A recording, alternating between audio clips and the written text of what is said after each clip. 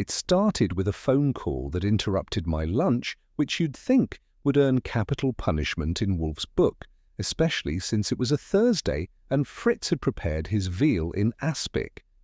But the call wasn't for him. It was for me. "This is Duncan Pell," the voice said, crisp as if it had a silk tie knotted around it. "I was given your number by a Mr. Marco Vetter. He said you're a man who knows how to ask the right questions without announcing it in a room." "Well, I do aim to please," I said, putting my fork down with the kind of restraint that should have won a medal. "What sort of room are we talking about?" "Suite 714, Imperial Oxford Hotel. I'll explain in person." "It's urgent." So, of course, I went. Not for the intrigue. Not for the silky accent. Not even for the name rob. I went because Marco Vetter once saved my tail in a poker game in Atlantic City when I didn't have the chips to bluff. Call it professional courtesy. The Imperial Oxford Hotel was one of those older midtown joints that tried to look distinguished by hiring too many doormen and polishing everything that didn't move. I took the elevator up, rode it with a bellboy whose face looked permanently insulted by life, and stepped into a carpeted hallway so silent you could hear the wallpaper age. Suite 714 had the kind of door that looked like it didn't open unless you gave it your resume first, Pell himself answered, tall, pale, and wearing a three-piece charcoal suit with ginger-coloured cufflinks that practically screamed, "My tailor knows secrets. Mr. Goodwin, thank you for coming." He didn't smile, but he didn't sneer either, which I logged as friendly by New York standards. "Come in."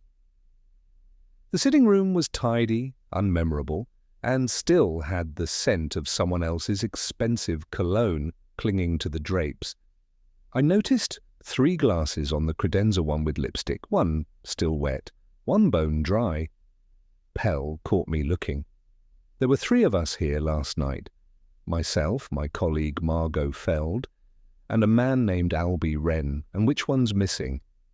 He didn't answer immediately. Instead, he walked to a leather briefcase resting beside the sofa and opened it with the same reverence some men reserve for their mother's ashes. "Albie Wren is missing. He left this suite last night at precisely 11:17 p.m., supposedly to fetch a document from the concierge desk. He never returned. The desk says he never arrived, and no one saw him leave the hotel." "Police?" "No," Pell said sharply. "Which is why I've come to you. Rain didn't disappear because of a whim. Something was said in this room. Something sensitive. I need to know whether he walked out on a deal or if someone helped him vanish." I sat. He poured a drink, offered it, and I declined. Something about the room didn't sit right. It was too arranged, too perfect, like a stage set after the performance. "And you want me to find out what happened to him?" I said, without calling attention. "Exactly. Does Nero Wolfe know I'm here?" "He will," I said, "if I ever want to be fed again." He handed me a slim folder. Inside were typed notes, corporate, cold, and dull as dishwater. Rain was a technical advisor for a merger project between 2 boutique finance firms, and apparently he was also the man with the only copy of a certain feasibility document. "The document," I said, flipping the pages. "Worth something?" Pell stared at me over his drink. "To the right buyer, it could determine who survives the merger." Which is business speak for someone might kill for it, though he didn't say that. He didn't need to. When I got back to the brownstone an hour later, Wolfe was halfway through a bottle of Gewürztraminer and a heavily annotated copy of the Horticulturalist's Journal. He looked up at me like I'd brought in a rain cloud. "You've eaten," he said. "I've also picked up a case," he grunted. "Vanishing Act, finance man, Suite 714 at the Imperial Oxford. Went out to pick up a document, never showed. No police, no fuss, but there's a file, a possible motive, and a ginger cuff-linked sponsor who'd like us to keep it quiet." Wolfe sipped his wine, unmoved. Why should I care? He disappeared with something someone wanted very badly, the kind of thing people don't advertise on lost and found boards. Phooey. Ambition is not a crime. No, but sabotage is. Theft might be. Maybe blackmail, and if he didn't walk out, maybe something worse. Wolfe sighed. Mr. Goodwin, you are not an oracle, nor am I inclined toward corporate intrigues. He mentioned the possibility of compensation. Wolfe paused just a beat longer than usual. Then he leaned back and closed his eyes. Very well, he said. You may proceed.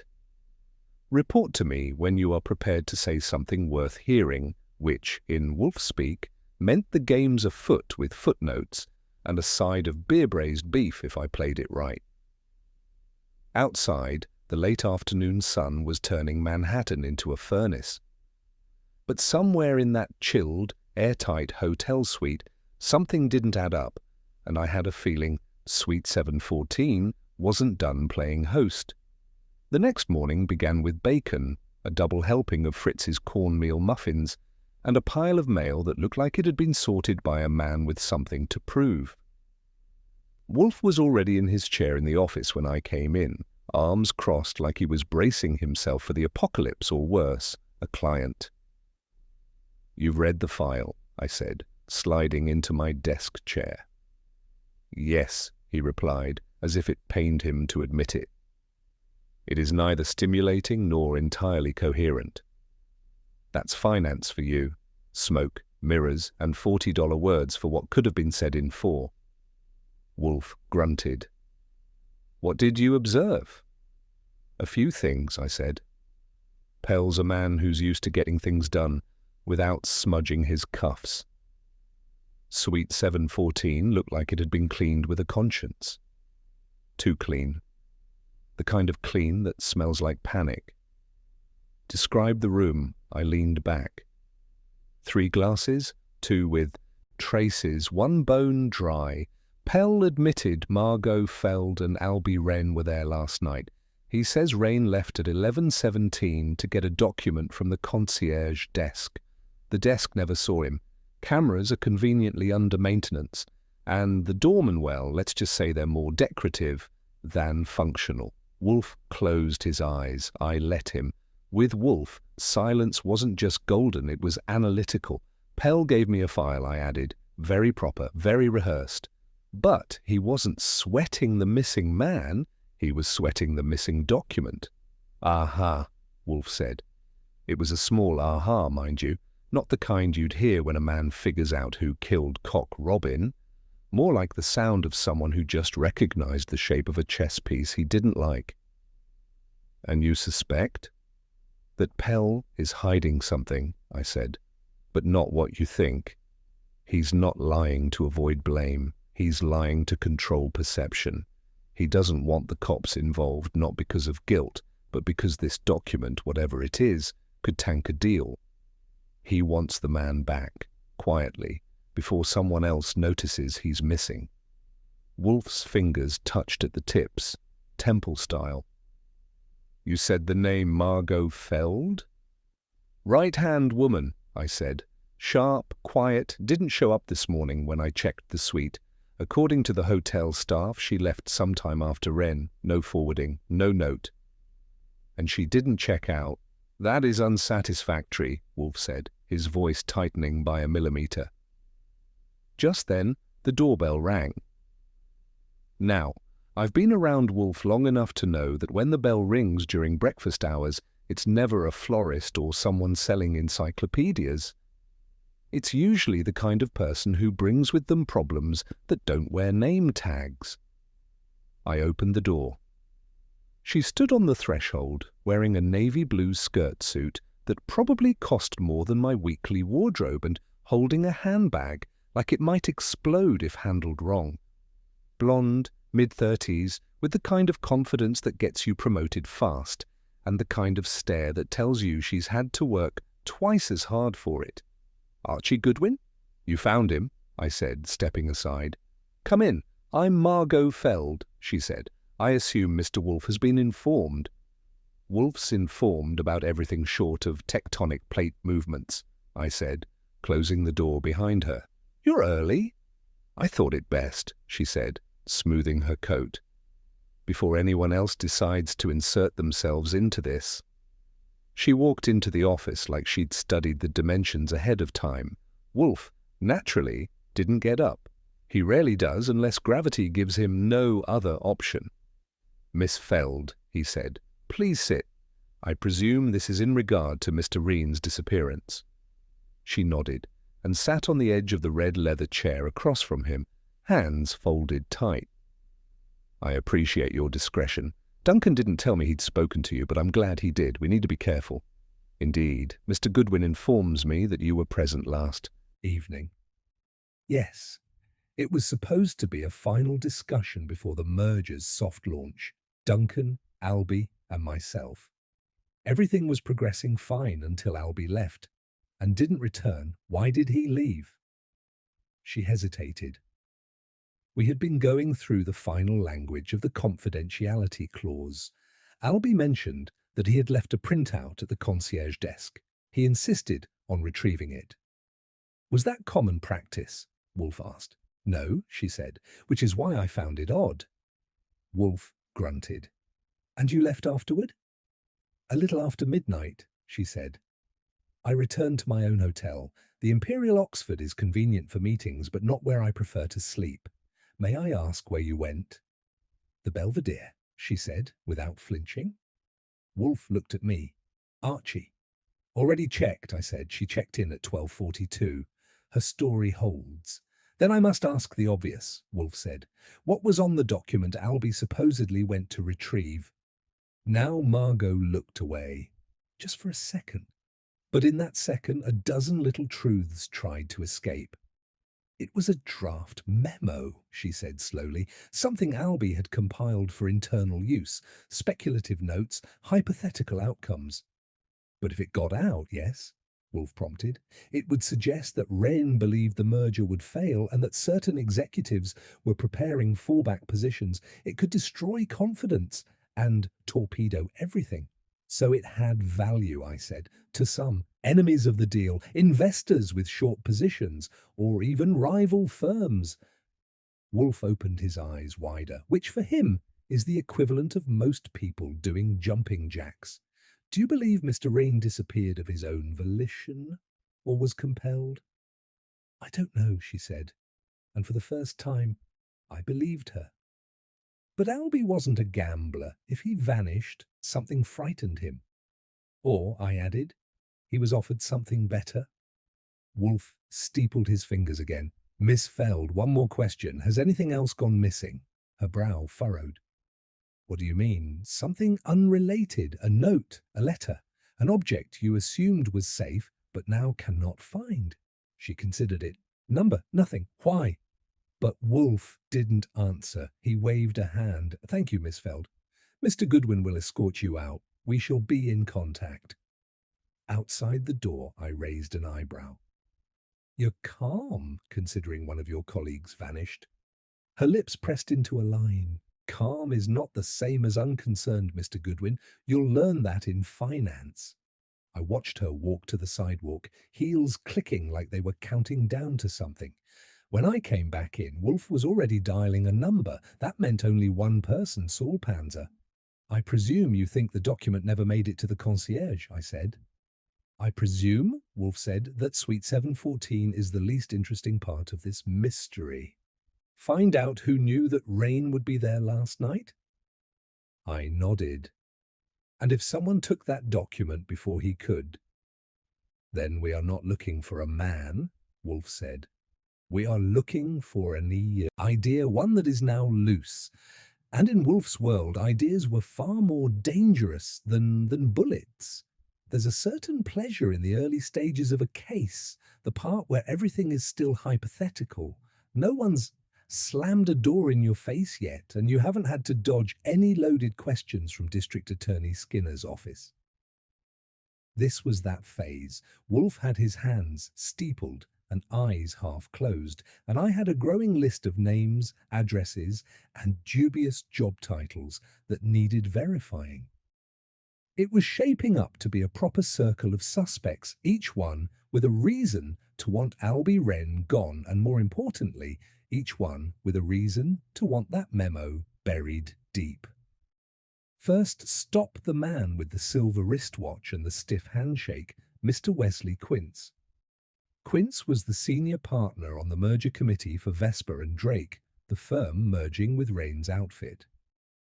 The man had the posture of a steel rod and a voice like an air conditioner from the 1950s, loud, cold, and constant. We met in a private lounge near Wall Street. Quince had chosen the location, which told me a lot. Men like him preferred places where the noise was imported and the secrets stayed local. "Mr. Goodwin," he said, without standing, "I hear you're sniffing around Albie Wren's whereabouts." "Sniffing is such a loaded word," I said, sitting across from him. "I prefer asking pointed questions with a polite smile." He gave me a dry smile that could have used moisturizer.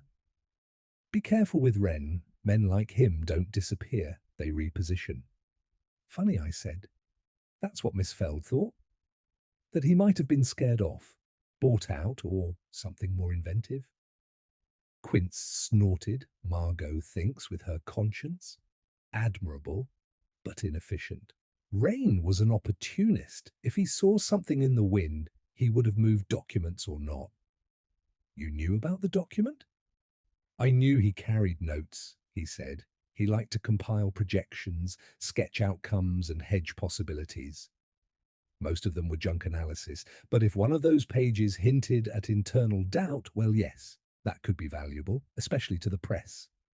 Or the competition. So what's your angle, Quince? Did you want the memo buried or framed?" He didn't blink. "I wanted the merger to succeed. Rain was a variable, an unpredictable one. I would have preferred he stayed.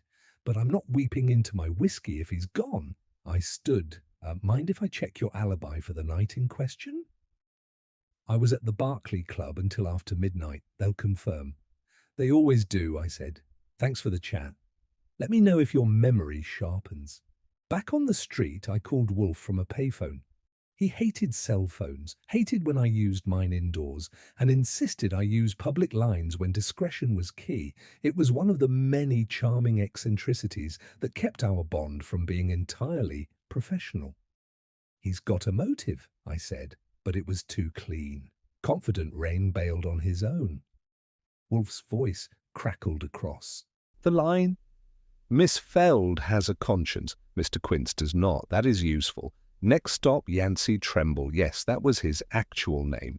A corporate PR specialist with a fondness for silk scarves and scandal control.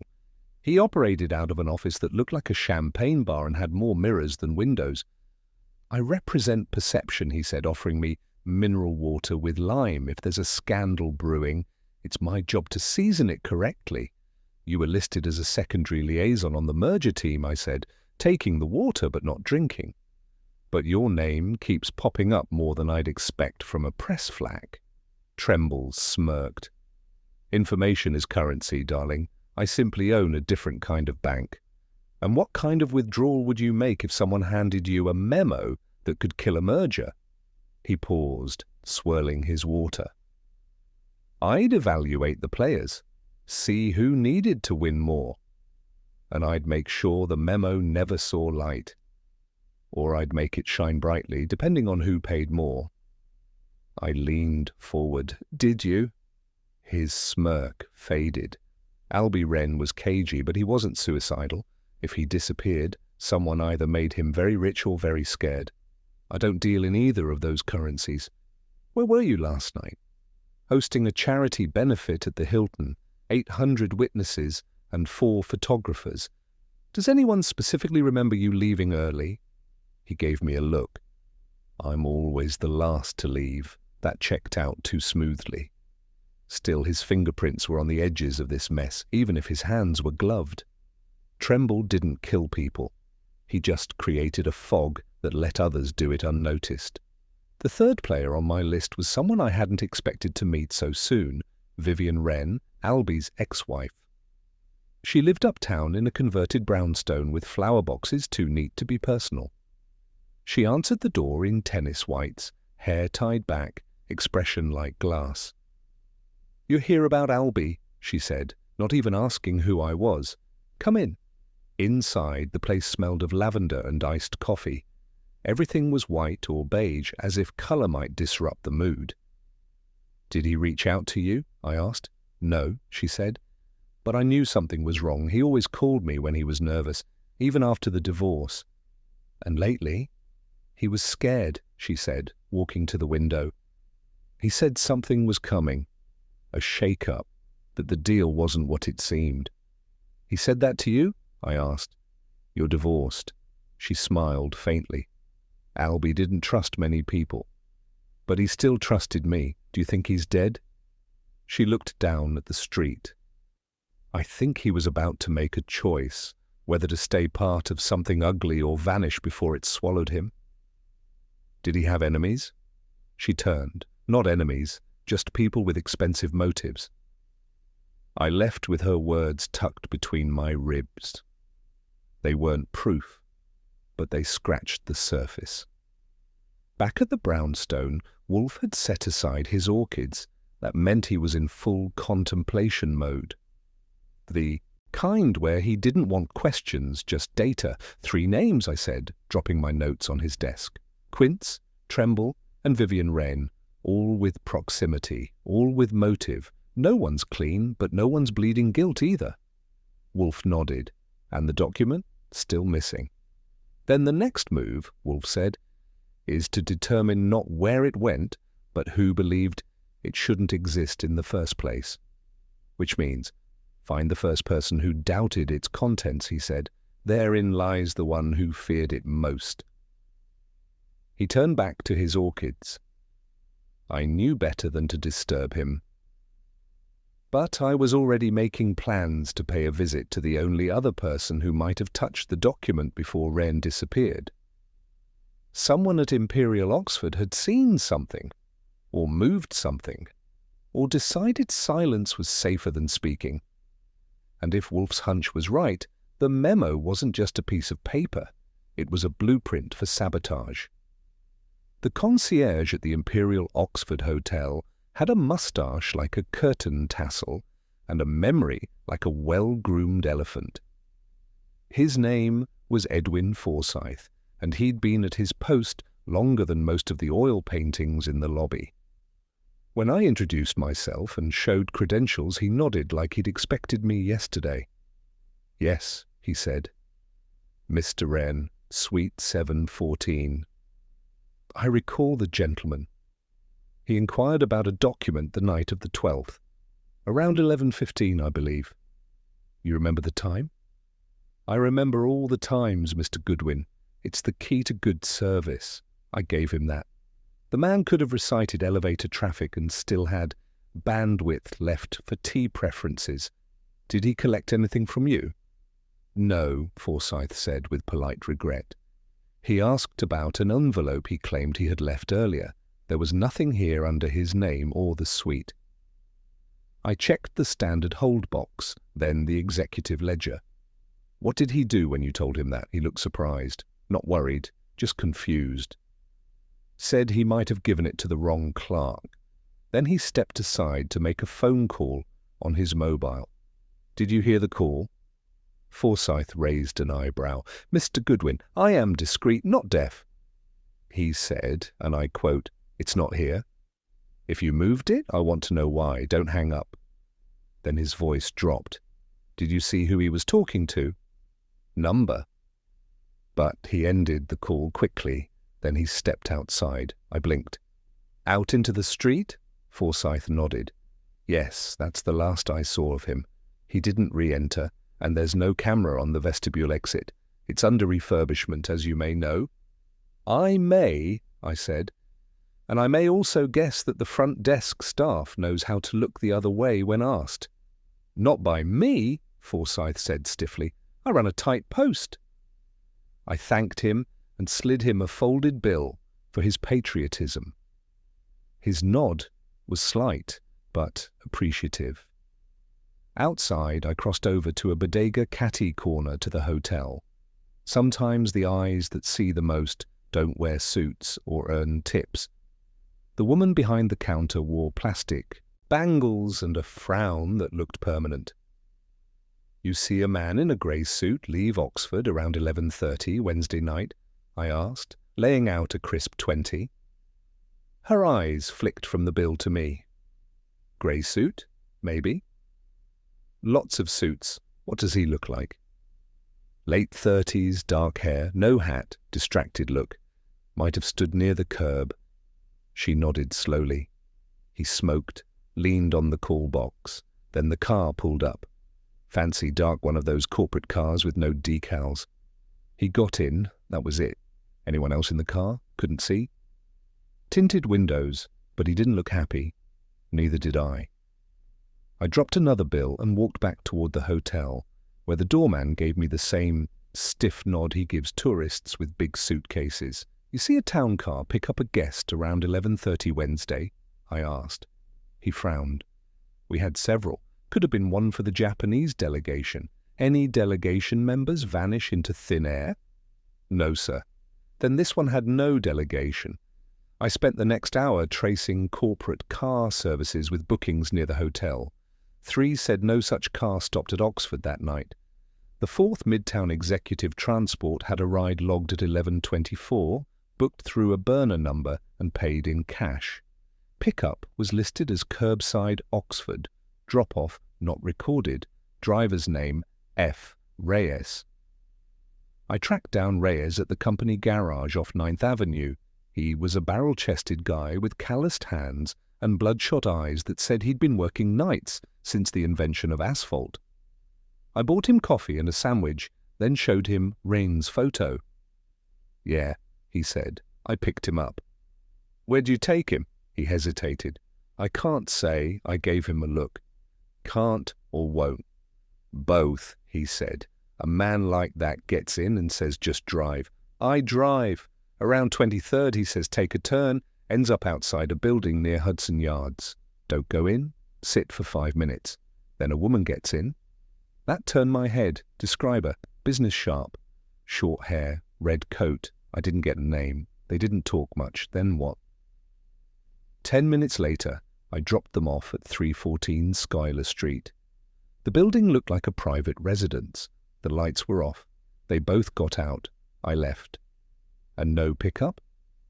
"Not for me," he said. That address didn't match anything in Wren's known circles, but it pinged something from my preliminary dig into real estate records. I called Saul Panzer. "Saul," I said, "are you working yet?" "For you, always. I need a background on 314 Schuyler. Owners, lease records, anything recent. Also, I need eyes on that place in case someone comes back." "On it," he said, and hung up. I made my way back to the brownstone, arriving just before lunch.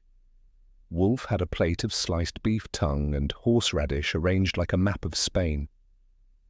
He looked up when I gave him the report. "You are sure it was Wren?"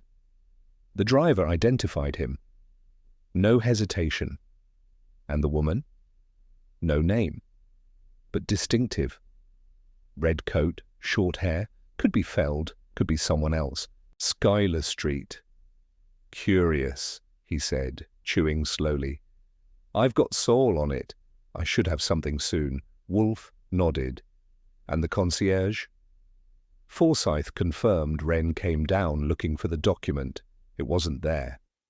He made a call angrily, then left the building and got into a waiting car, which means he did not vanish by force, Wolfe said. He transitioned, voluntarily. But why? "That is the question," Wolfe said, dabbing his lips. "Why vanish now on the cusp of success, unless the success was a fraud?" I poured myself a drink from the sideboard. So we have a man who walked away, a document that disappeared before he could claim it, and a woman who might have helped him do both. "And a circle of suspects," Wolfe said. "Each of them benefits if that document remains lost. Or," I added, "each of whom fears what it reveals." There was a knock at the door. Fritz entered with a note. "For Mr. Wolfe," he said. "A courier left it." Wolfe opened it carefully.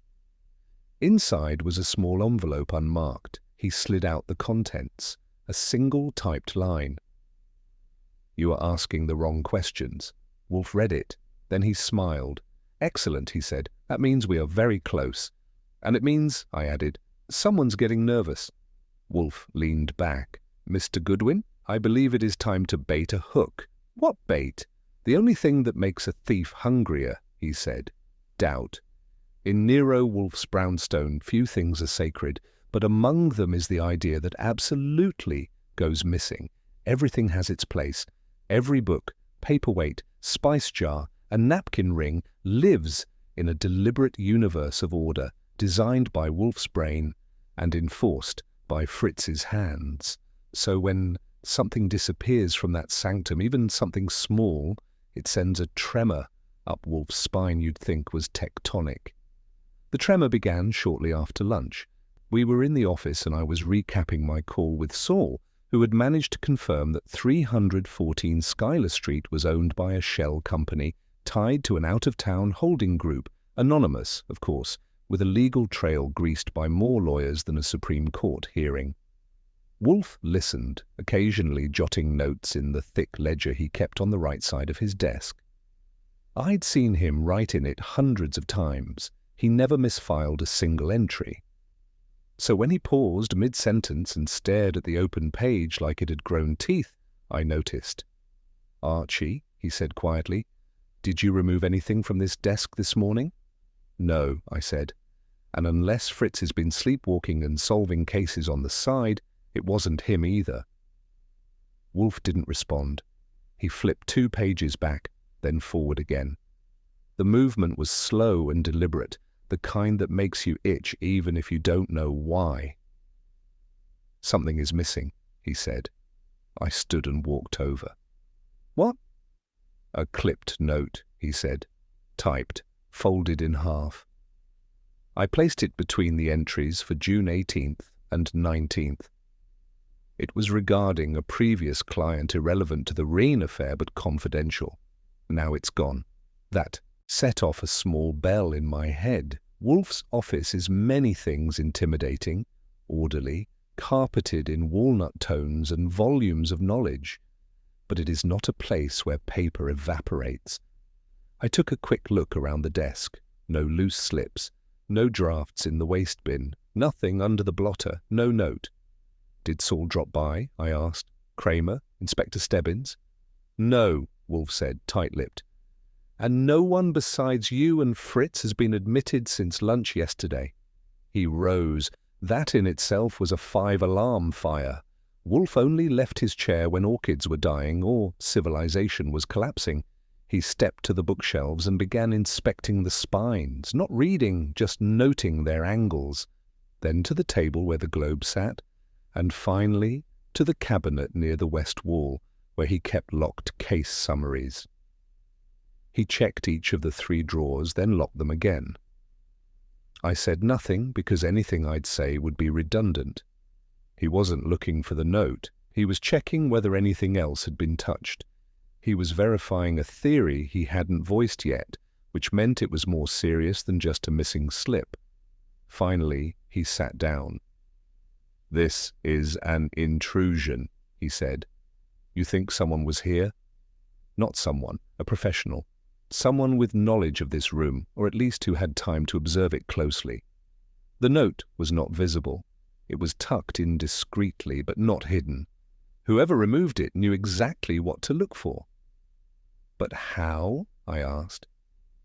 "The locks weren't jimmied. The alarm didn't trigger. There's nothing on the outside cameras." "There wouldn't be," he said.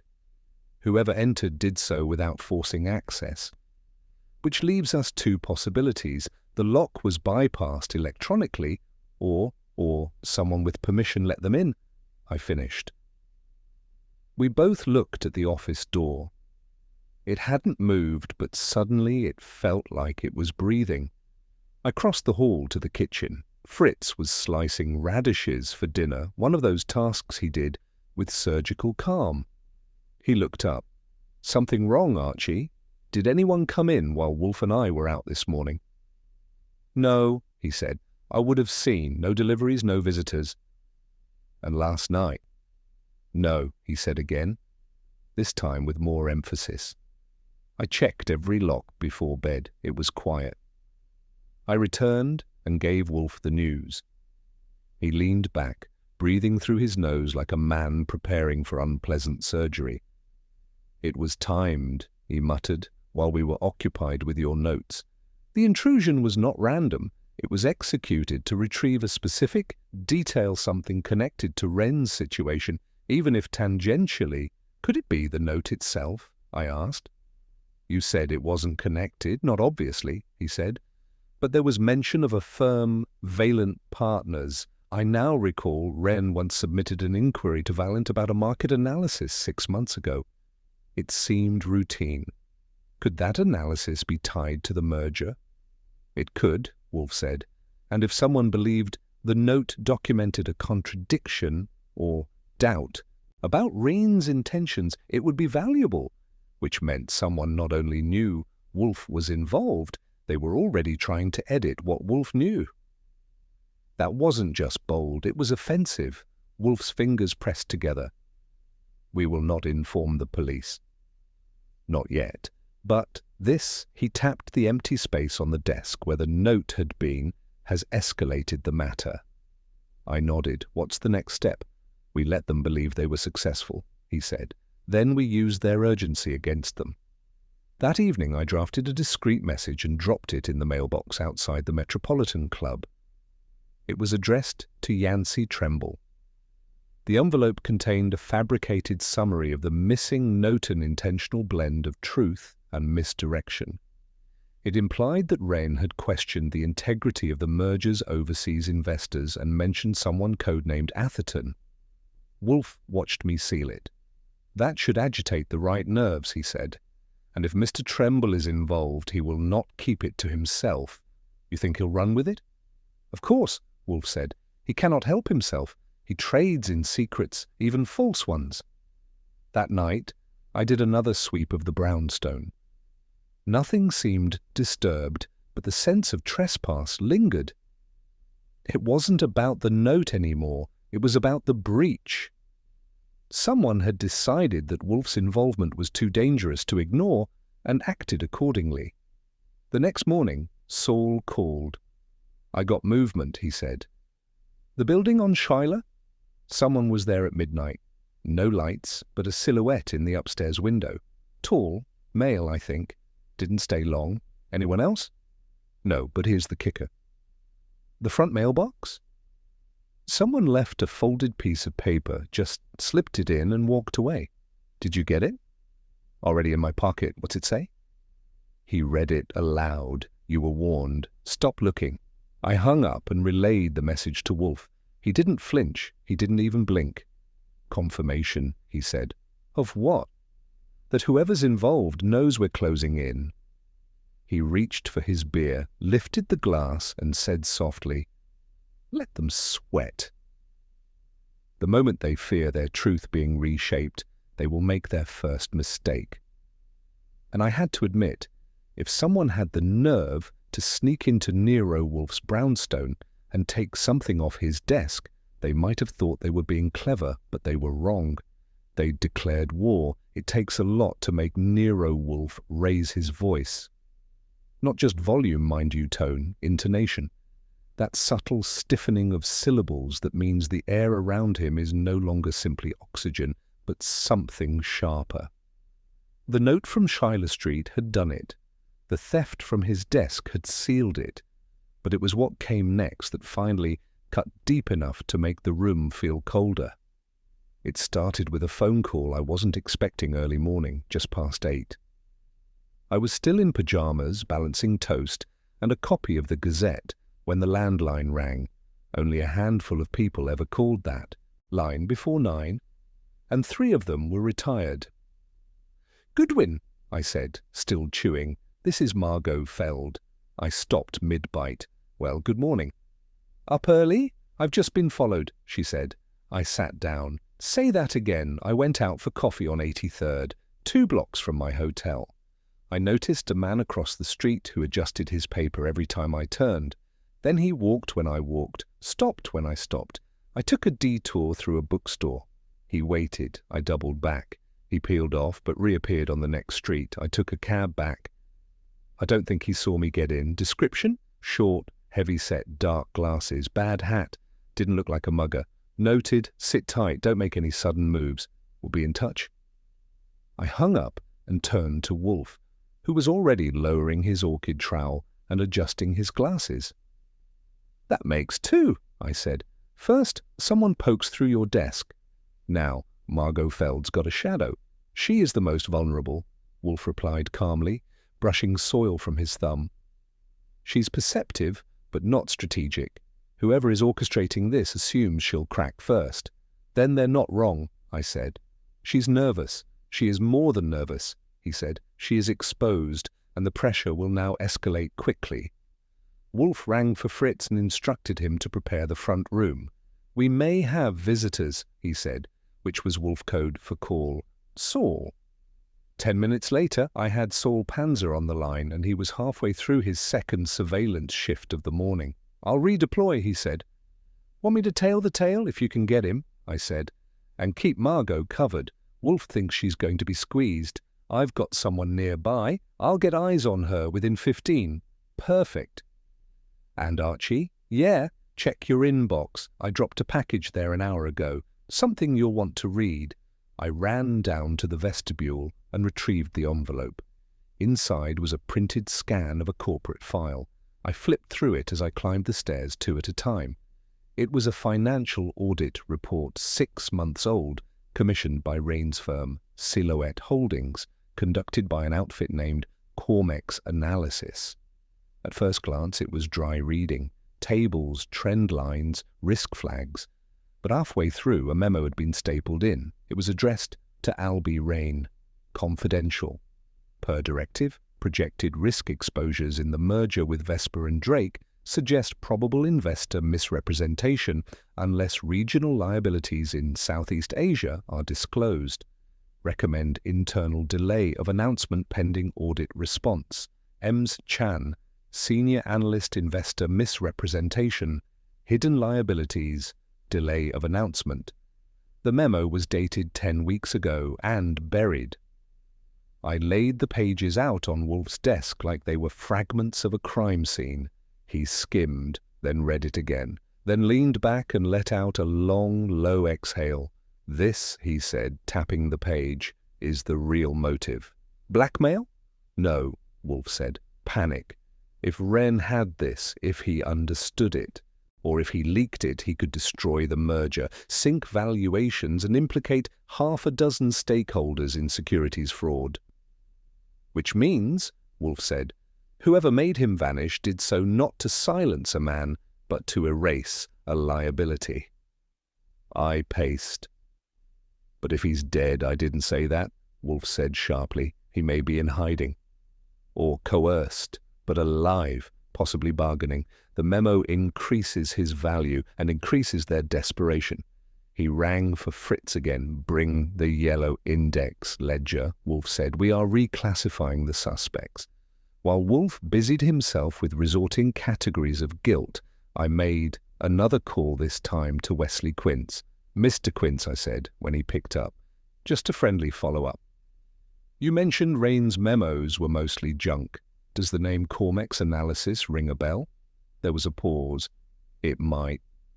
We subcontract a lot of reports. Sure, except this one had your initials in the margin, top right corner, same as the ones you use on your meeting minutes. A longer pause. What are you implying, Mr. Goodwin?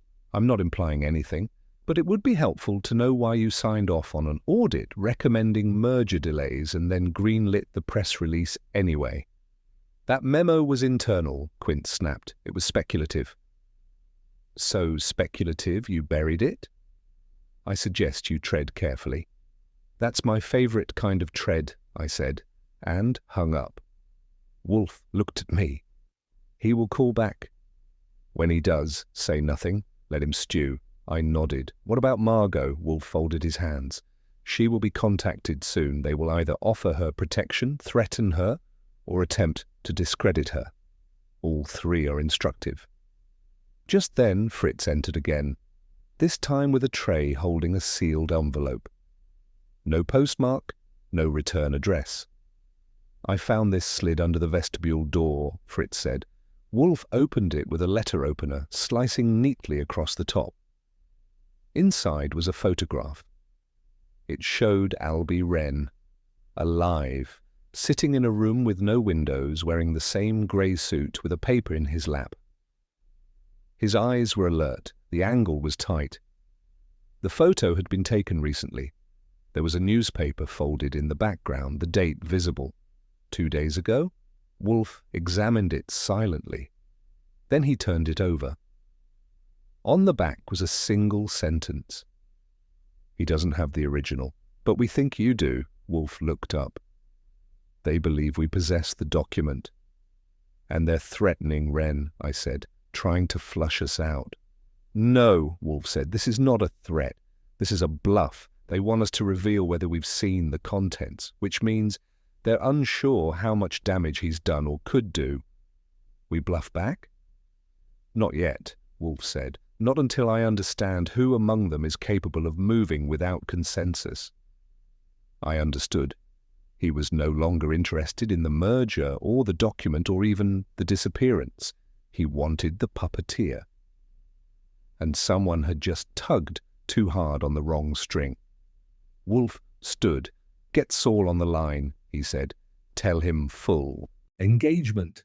Tail everyone, especially Quince and Tremble. I want them accounted for, day and night. I dialed. Outside, Manhattan buzzed like it always does, but inside the brownstone, the pressure was mounting like steam in a sealed pipe.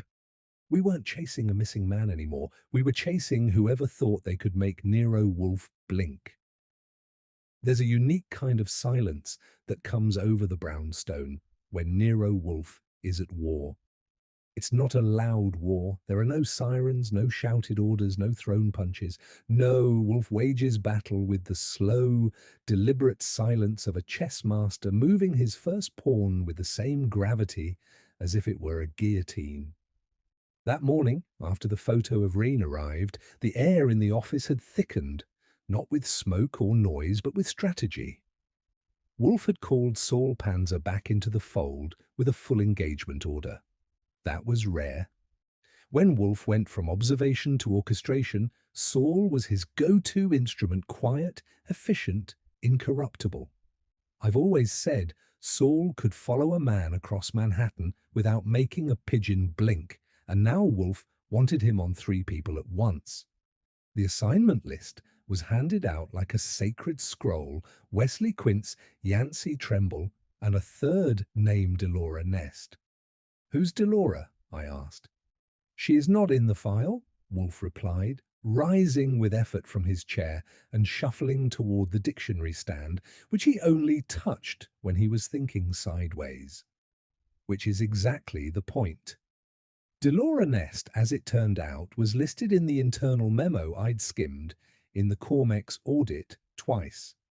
Once in a footnote referencing external compliance interface, and again in a redacted CC line that had been sloppily blacked out. She's not on the formal merger committee, Wolfe said, but she appears in correspondence relevant to due diligence. A shadow operator? Saul will find her. Think she's running the cleanup crew? I think, Wolfe said, placing his palms on the dictionary's spine like it were a pulpit, that she is the one who understands which threads must be cut. And when? He turned to me. Mr. Goodwin, you will contact Mr. Quince and inform him that we have decided to share a preliminary draft of our findings with selected stakeholders. Mention the word implication at least twice, and that'll spook him. He is already spooked, Wolfe said. This will fracture whatever temporary alliance exists among them. It will draw him out. Won't that put Margot in the line of fire? It already has, but she is no longer the center of the web. We are. It was about then that Saul's first report came in, faxed with his usual impersonal precision. Quince had been observed entering a nondescript brown office building on 67th Street legal firm by the name of Berryman and Cross. 30 minutes later, Tremble arrived at the same location. Hat down, jacket pulled tight. They're coordinating, I said, reading it out loud. No, Wolfe corrected, they're consolidating. That means They've realized they're vulnerable. And what about Delora? Nothing yet, Wolfe said, but she will surface. She must. I made the call to Quince's assistant, using my best stiff-voiced impression of someone trying to be polite while holding a sword behind their back. I told her that Wolfe would be compiling a memorandum summarizing his preliminary analysis of the disappearance, and that due to recent developments, it might need to be shared with concerned third parties, including potentially the SEC. 15 minutes later, Quince himself called back. "What is the meaning of this?" he demanded. "Calm down," I said. "It's just a draft. Of course, we'd be happy to let you glance at it first. Drafts are dangerous. You know that. Well, so is disappearing from a hotel suite and showing up in surveillance photos in a windowless room. That shut him up. "What do you want?" he asked, finally. "Answers," I said, "and a reason not to dig deeper." "I suggest you tread carefully," he said again, sounding a little less confident than last time. "Mr. Quince," I said, "you keep saying that, but I'm not the one with a man in hiding, a missing financial memo, and a shadow team making moves like they're rehearsing a Cold War drama." Click. Wolfe heard every word, of course. I didn't bother to recap. He just nodded once. That will do. By the time dinner came around, braised lamb, herbed rice, and a chilled bottle of Gewürztraminer, the brownstone felt like it was shifting into its next phase. The web Wolfe had begun weaving was almost invisible, but I could sense threads of implication stretched just tight enough to hum with tension. At 8:30, Saul returned in person. That meant he had something weighty. "She surfaced," he said, handing Wolfe a folder. Delora Nest was a compliance consultant and corporate legal fixer, the kind who could make a federal regulation vanish with a footnote. She was officially affiliated with neither firm in the merger, but had been paid under both, her most recent billable hours the day before Wren disappeared. "Who authorized payment?" Wolfe asked. Saul pointed, trembling. "Through an offshore routing entity that doesn't exist on the firm's books, but it's him." I confirmed the banking trail. Wolfe held the document like it was toxic and beautiful all at once. "That's it," he said. "What's it?" I asked. "Tremble didn't just want the memo buried," Wolfe said. "He wanted Wren neutralized.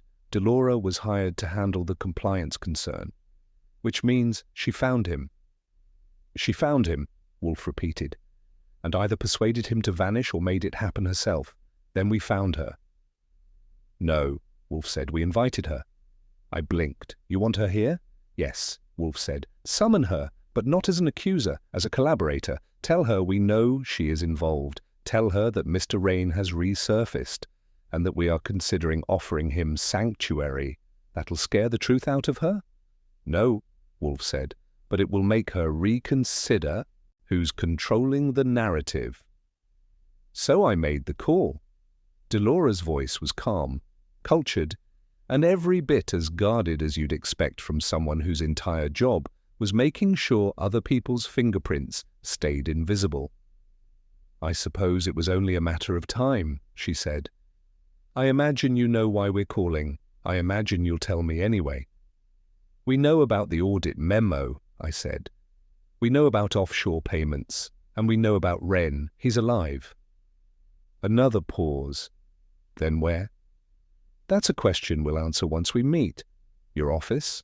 "Hi," I said. "Tomorrow, noon. Come alone." She agreed. After I hung up, Wolfe looked pleased by Wolfe standards, which is to say he didn't grunt. "She'll come?" he asked.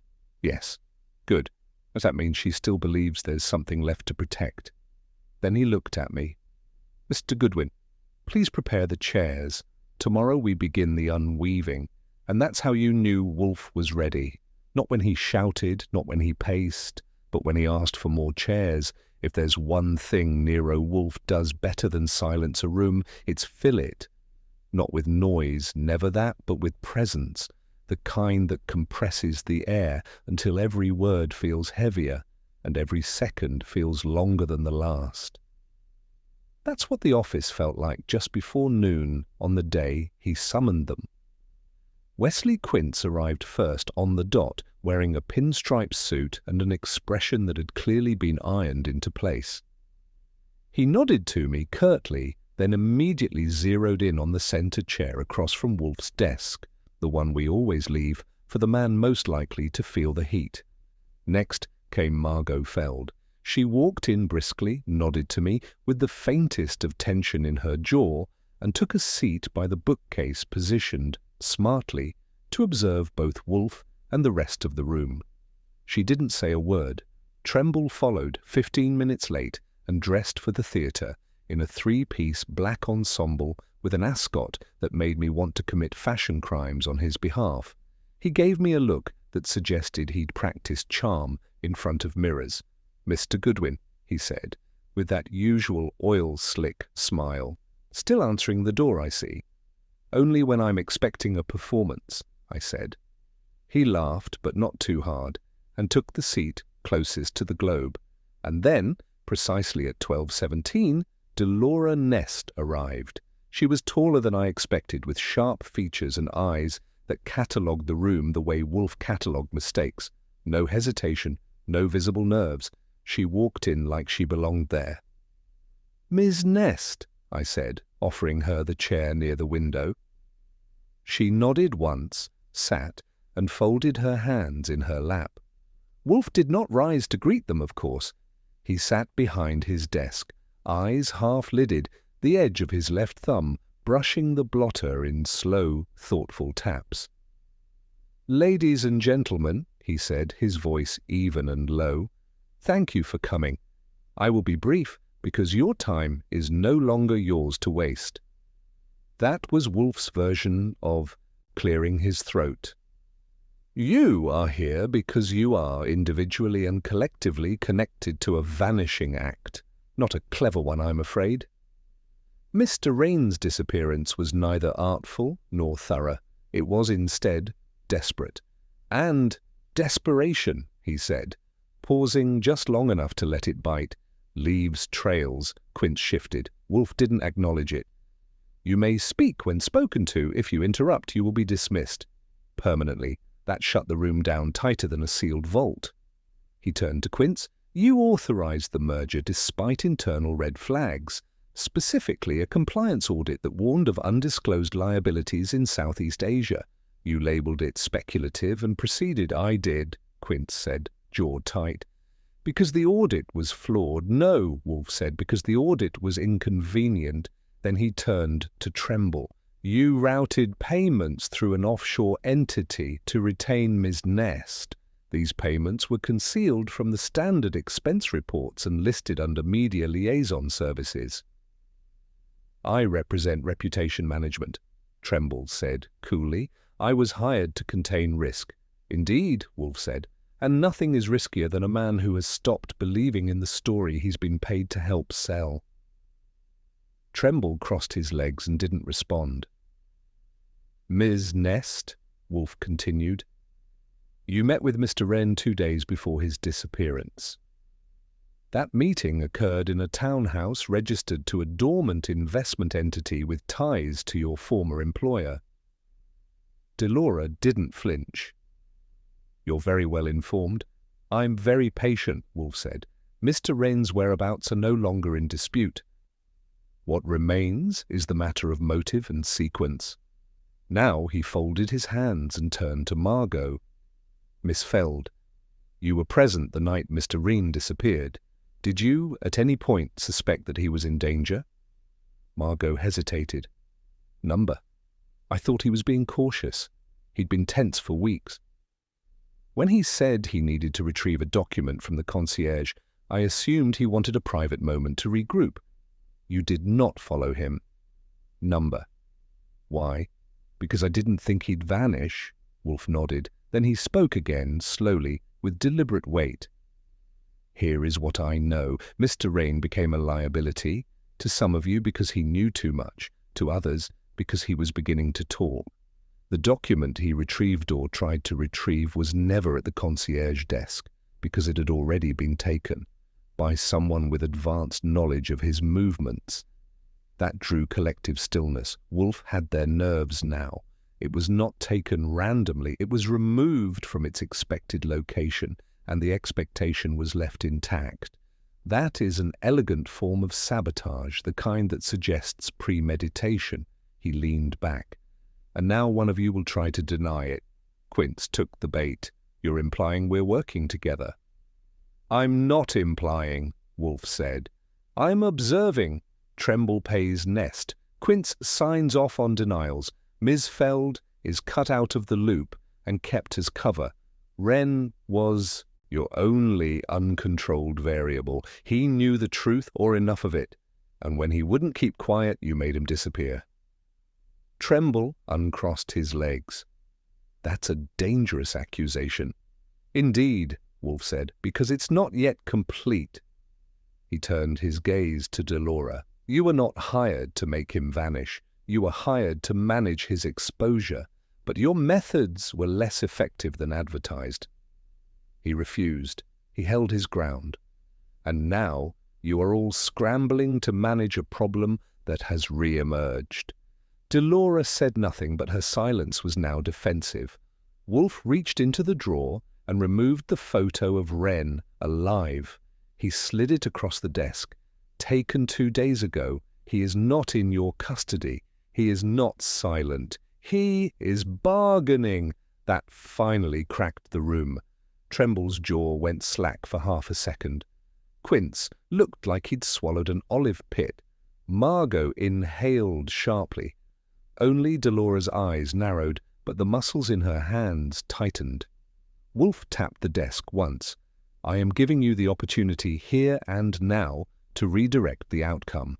You may choose cooperation, or you may choose exposure. There is no third door. No one spoke. That was Wolfe's victory music. He turned to me, Archie. Inform Mr. Panzer that Ms. Nest is not to be left unaccompanied. Quince and Tremble may return to their offices, but their calls are to be monitored. Ms. Feld, you will remain here for the next hour. I will speak with you privately. Understood, I said, and headed for the hall. Behind me, the silence lingered. But it wasn't the stillness of power, it was the quiet that follows when a web has tightened just enough to catch its prey. There are few things in this world more dangerously quiet than Nero Wolfe during the final 10 minutes of a case. It's not the absence of noise, it's the hum of everything tightening behind his forehead. A kind of mental compression chamber where each breath means someone is about to be exposed and the room is just waiting to hear the click. After the suspects left, Quince fuming, Tremble rattled but smug, Delora unreadable, Margot Feld remained, as Wolfe instructed. She stood near the fireplace, arms crossed tight, gaze fixed on the rug like it might rearrange itself into meaning. I brought her a glass of water and positioned myself by the door in case anyone decided to turn back and reconsider their life choices. Wolfe remained seated, unmoved behind his desk, the photo of Wren still lying face up. He didn't look at it. He didn't need to. He was already staring through into the tangled truths on the other side. Margot, he said quietly, what do you believe happened to Albie Wren? She looked up. I don't know. That is an answer born of fear, not ignorance. You suspected something, you still do. She exhaled. I think he wanted to walk away. That's what I believed at first. But the way it happened, it wasn't clean. Albie wouldn't just vanish. He hated loose ends. Indeed, Wolfe said, and yet he became one. Margot's voice lowered. He was planning to leak the memo. The Cormex audit, Wolfe said. Yes. He told me he was done playing ball with Tremble and Quince. He was going to go public, or use it to make them buy him out. He didn't say which, but he shared his plan with you, Wolfe said. She nodded. He trusted me. And you told no one? I didn't have to, she said. They knew, somehow they always knew. That, Wolfe said, was the detail I needed. He leaned forward, hands clasped. Mr. Wren did not misplace the memo, nor did he leave it at the concierge desk. It was removed before he could retrieve it by someone who knew he'd be looking for it that night. Margot frowned. But how would they? Because someone told them, Wolfe said. Someone he confided in, someone who appeared excluded from the inner circle, but who in fact served as its antenna. Now she went pale. You think I know, Wolfe said gently. Not you. You were a misdirection. He turned his eyes to me. Archie, bring in Saul. I opened the office door. Saul Panzer was waiting in the front room with the same unflappable calm he wore like a trench coat. He entered, nodded once to Margot, and handed Wolfe a folder. Thank you, Wolfe said, flipping it open. Inside was a set of phone logs, one of Wolfe's favourite weapons. While Delora, Tremble, and Quince had all been dancing their little circle of misdirection, Saul had been matching timestamps, calls, texts, burner purchases, surveillance patterns. Wolfe laid it out like a piano sonata. At precisely 10:03 p.m. on the night of the disappearance, he said, a call was made from Mr. Rain's mobile to a secure number registered under a shell entity in Delaware, one linked through 2 layers of obfuscation to a consulting firm previously used by Ms. Nest. He looked at Margot. That firm is not on your radar, but it is on Tremble's, and more importantly, it's on Quince's personal approval sheet for discretionary expenditures. Wolfe tapped the folder. 4 days prior, Tremble authorized a payment through that entity. The payment went to an unlisted courier service that specializes in discreet retrieval and holding operations. Essentially, private detention is legal in name only. That service moved Mr. Reen to the townhouse at Schuyler Street. Margot was speechless. Wolfe continued. The chain of command, however, is crucial. Trembling facilitated, Nest coordinated, Quince approved, but none of them initiated it. He looked up. The decision came from someone who knew the audit memo's power long before anyone else did, someone who flagged it in advance, someone who suggested burying it before the draft even reached Quince's desk. He turned the folder and pulled out the final page, a dated internal email from the audit team time-stamped 2 weeks before the formal memo. A comment inserted in the margin unnecessary to escalate. Redirect to PRYTYT Yancey Tremble. Margot whispered it before I could. He buried it.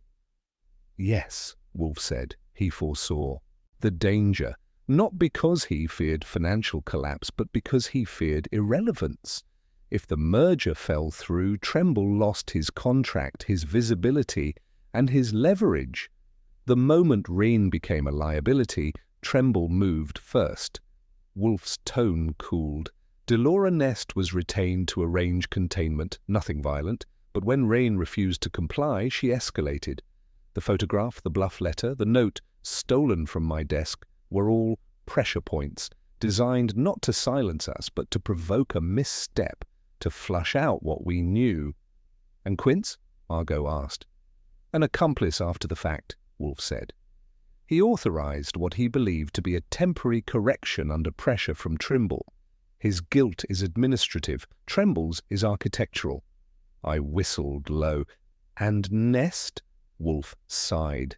The executor. She facilitated the breach here. She knew the layout, knew we would not involve the police, and knew that Wolfe's silence was more dangerous than his speech. I looked at him. So what's next? That, Wolfe said, is up to them. He rang for Fritz. Have Miss Nest, Mr. Tremble, and Mr. Quince return, now. Fritz nodded and left. Wolfe stood, slowly, as though rising through the weight of his own logic. I will offer them a choice, he said. Cooperate, and I shall remain an adviser. I will become their historian. I nodded. He turned to Margot. You are, I believe, the only one who deserves protection. But I must ask, are you prepared to testify if it comes to it? She hesitated. then straightened her shoulders. Yes.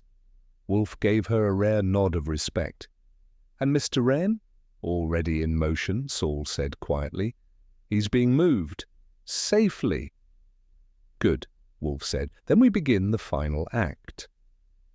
He returned to his desk, settled back into the chair that might as well have been a throne, and folded his hands with serene finality. Outside, the front bell rang. The conspirators had returned, and this time Wolfe would not ask questions. He would answer them. There's something about the final movement of a case, the long exhale after the final pin has dropped, that always feels quieter than it should. Not empty, just still. Like the hush after a thunderclap. That's the kind of silence that filled the brownstone the evening after Wolfe had laid out the facts to Tremble, Quince, and Nestcool, unblinking and inarguable. They didn't argue. Trembling tried, of course. His instinct was to talk his way out of a closed vault, but even he knew there was no charm offensive big enough to erase a paper trail and a signed audit memo. I'm a middleman, he'd insisted, almost pleading. I never gave orders. I handled optics. You handled manipulation, Wolfe corrected, his voice low but lethal. And you overreached. You confused containment with control. Quince didn't even try to defend himself. He slumped like a banker watching a vault melt. The realization that his quiet complicity had spiraled into felony-level damage hit him hard. Delora Nest remained composed in her silence, the same weapon it had always been. But even she couldn't pretend anymore that she wasn't culpable. Wolfe gave them a simple ultimatum to make restitution through cooperation. That meant offering statements, producing documentation, and confirming Rain's detainment without lawyering it into oblivion. In return, Wolfe would give them a head start, just enough to manage their departure from the narrative with dignity. No promises, just a fraction of mercy. They accepted, not because they trusted him, but because they knew he'd already won. By the next morning, Rain had resurfaced, in the custody of a federal contact Saul had cultivated through back channels. He looked thinner, shaken, but not broken. He wasn't interested in revenge, just in closing the door behind him. He agreed to testify, not loudly, not with press conferences or exposés, just clean statements, direct and documented. The audit memo was submitted to the appropriate channels, and within days, a quiet but thorough investigation into the Vesper Silhouette merger was underway. Trading was halted. Executives resigned voluntarily. Quince vanished into a long, indefinite sabbatical. Tremble's PR firm was shuttered before the month was out. And Delora Nest? She left New York entirely. As for Margot Feld, she made good on her word. She gave a clean, courageous affidavit and walked away from the firm for good. Wolfe offered her a brandy in the office when it was all done, and she accepted with a quiet nod. They didn't speak much, they didn't need to. Sometimes justice, in Wolfe's world, is best sealed with silence. The final threads came together like clockwork, without so much as a gavel dropping. And then the brownstone returned to itself. That Thursday, Wolfe resumed his usual routines as though none of it had ever happened. The orchids were watered, Fritz prepared trout poached in white wine and parsley, and the office regained that familiar hush, interrupted only by the rustle of newspapers and the occasional grunt from behind the desk. I spent most of the day clearing out the files. The Wren folder got the full archive treatment clipped, labelled and shelved on the 4th tier beside Glassman v. de Kenston. A respectable home. That evening, after dinner, I wandered back into the office with a glass of rye and found Wolfe seated, reading a monograph on Victorian horticulture, as though the last week hadn't included blackmail, corporate sabotage, and a missing man with a target on his head. "You're quiet," I said. "I am satisfied," he replied. Hard to believe Tremble and Company walked away as neatly as they did. Do not mistake absence for freedom. Wolfe said. They are diminished. Their reputations are spent. What follows is merely gravity.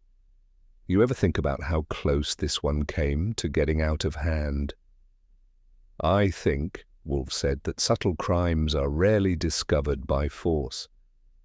They require patience, positioning, and the willingness to endure silence long enough to be heard. I sipped. So what was the moment, the thing that cracked it? The missing note, he said. That breach in this office was more than a theft, it was a declaration. Whoever entered here believed they could manipulate the very space I inhabit. That, he said, eyes narrowing slightly, was foolish. I laughed softly. You take burglary personally. I take the presumption personally, he corrected, and this was a case born of it. Tremble presumed that control of information is the same as control of outcomes. Quince presumed deniability is immunity. Nest presumed that silence is shelter. And Wren? Wolfe leaned back. He presumed the truth would protect him. He was the only one with a noble error. I nodded, thinking of Wren's face in that photograph, trapped, yes, but still calculating, still hoping the truth could tilt things back into place. Do you think he'll be all right? I asked. Wolfe stared at the ceiling for a moment. He may never be prominent again, but he will be free.